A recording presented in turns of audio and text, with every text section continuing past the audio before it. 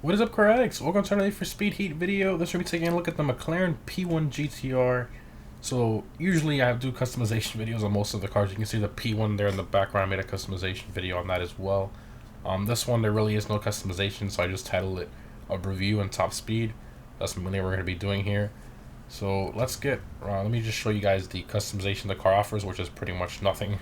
So if I kind of go around the car here, you have window tint. Pretty much all you can do there if you want to hide the interior for some reason. Wheels, there's no front bumper options. Trim, you can remove the livery if you want, so you can make it look more like a normal P1 but with a bunch of track parts if you like that. But I mean, I personally feel that the livery is kind of a character of this car, with, you know, partially of what it makes it so special. So I mean, I am not taking that livery off. Yeah, that's pretty much it. Let's go to the wheel options here. You can change the brake calipers if you want, I believe. There we go, calipers. So you have the stock black McLaren calipers, and you know, you can make those something else. For the color of this car, I think I might be painting it black, and I'm gonna leave the livery. So I don't think we can really make it match anything. So I guess I'll just leave the black calipers. Let's see here. What about the rotors? Brake disc. There we go. Those carbon ceramics on there. Okay, tires. I'm gonna throw some track tires on there. Get the tread. Nope.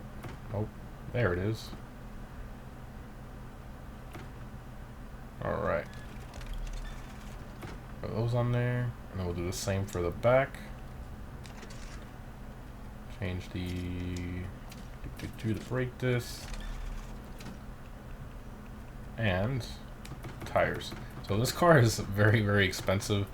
It's over $2.1 million, whereas the normal P1 is only, and I say only because I mean it's about 770,000, almost 800,000. So I mean, there is a huge difference in price.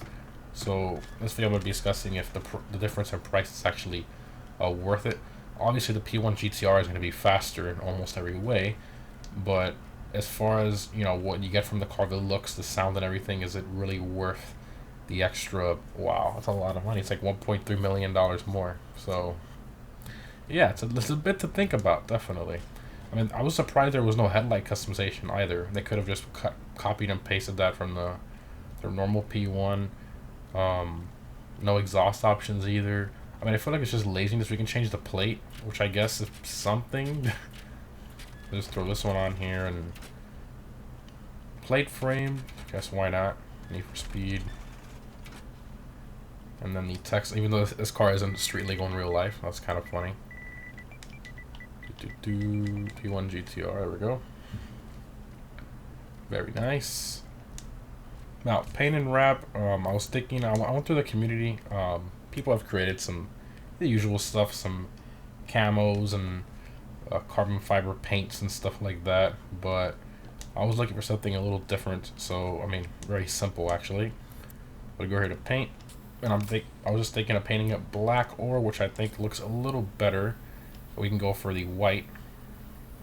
The white, I mean, that just to me looks amazing. The white with the green and all the orange accents, I think it just looks so cool. I think that's what we're going to be picking there.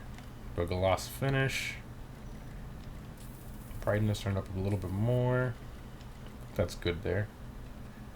That looks so sick. Absolutely love that. Save that there. We do have internal modifications as well. So I mean, it does have some customization. You can change the exhaust mode as well, which is nice. But first, let's max it out. So performance. Alright, moving on to the engine swaps. So we have the normal stock engine, 3.0 liter V8 hybrid. 986 horsepower. So the normal P1 has about 900. This one has about 80 more, so that's kind of good there. Plus you have the combined downforce traction and all that stuff from the GTR variant. Then you can put the Corvette 6.2 liter V8 in it for some reason if you want to do that. A 5 liter V8 from the Panamera Turbo Porsche.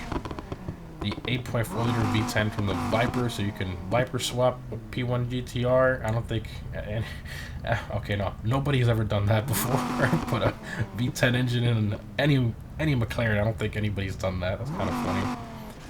Then you can, I guess, kind of downgrade, in my opinion, to the normal P1 engine. You can see they're 903 horsepower. Something I did notice, there's a potential power. The P1 GTR, you can get it to 1209. The regular P1, you get it to 1232. So there's like, what, a 21 horsepower difference there, or 23 horsepower. I don't think it's really worth it. I mean, plus a P1 GTR engine, I mean, I think it sounds different. I mean, might just be me, you know, placebo effect, but it does sound a little different to me. I don't know. They both sound good either way. So I'm going to keep the stock engine, but I'm going to max it out internally, so all Ultimate Plus parts. You can see the horsepower increase there. The first one gets us so easily over 1,000, so that's nice. Second one, 1,073. We're already at 1,100. Exhaust 1161, and the turbo upgrade right there, that maximum 1209. So you can go to the dual turbocharger, which is a small turbo and a bigger one that will get you about 1,200 flat.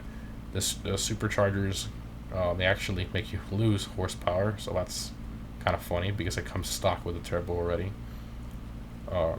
Then you have the centrifugal supercharger, which is like a pro charger. That one gets you just under 1,200. So definitely, I think we're going the maximum horsepower route with the turbocharger upgrade. On 15-pound tank of nitrous, definitely. Track suspension, 100%. You think it would come with it already, but got the elite brakes. I don't know why I swapped it. We already have the best brakes on it. Whatever. Tires. Again, should come with track tires already, but Elite Plus clutch already comes with that, so that's good. Transmission, the best one you can put is a 7-speed we already have. Nice. Differential, track differential. Okay. And nitrous power perk. Alright. So, now the exhaust tuning and the stance. So, I mean, this is a track car that's already super low, and then you can just slam it and then camber it. So if you want a slammed and cambered P1 GTR, if that's your stuff, you can go for it. But I will lower it a little bit, but I'm not gonna go, you know, crazy with it. Let me see here. Let's stock ride height. I think that's good. Couple clicks down, nothing too crazy. Exhaust sound. Oh man, this car sounds so good. So just this one here. I think it makes it maximum aggressive. Their tone. Wow, that makes a big difference.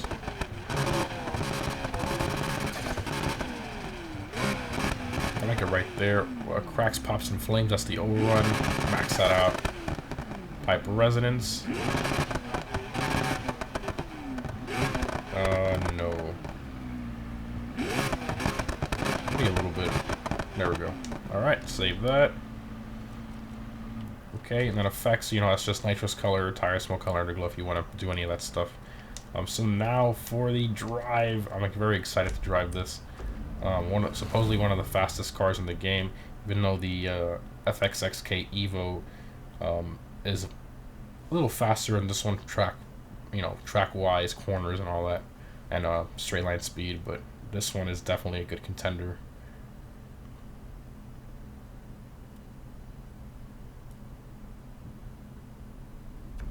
Alright. A lot of speed, a lot of acceleration. It sounds so good. I love the way the P1 sound. And they have this amazing deep sound from a small displacement 3.8 liter V8. I mean, it's just so impressive. I love it.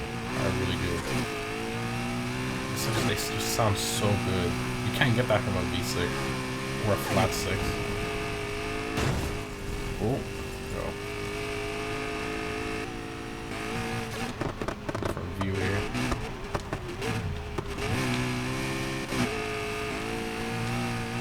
Love this car. So let's do a top speed test here. Alright. So, make our live tuning activity, and then bring that up a little bit.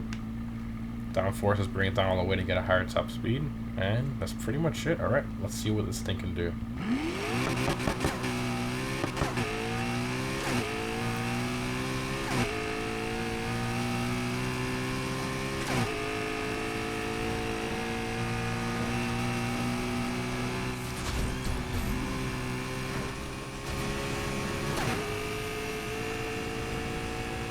It's going.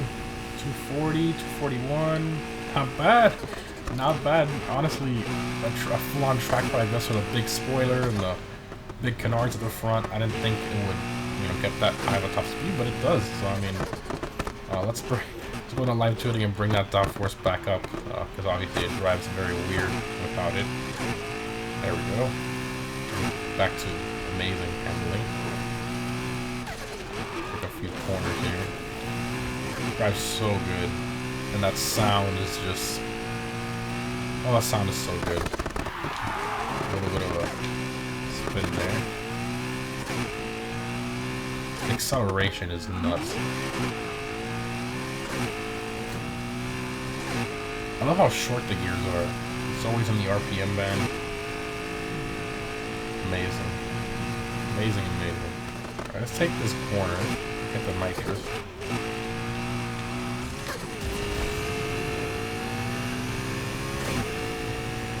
Wow.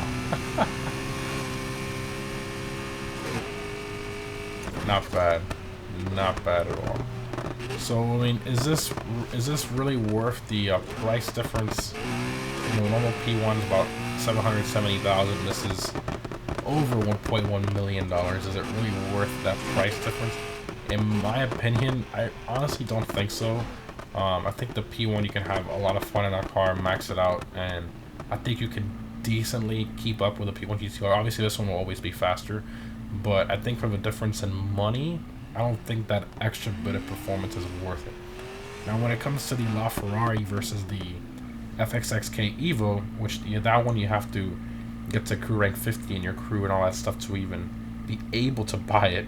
That one is definitely, in my opinion, worth the price difference from a regular LaFerrari to that one.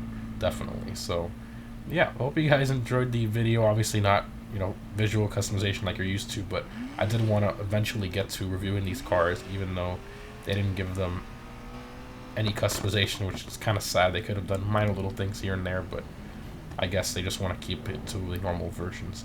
Anyways guys, hope you enjoyed the video. Thanks for watching. I'll see you in the next one.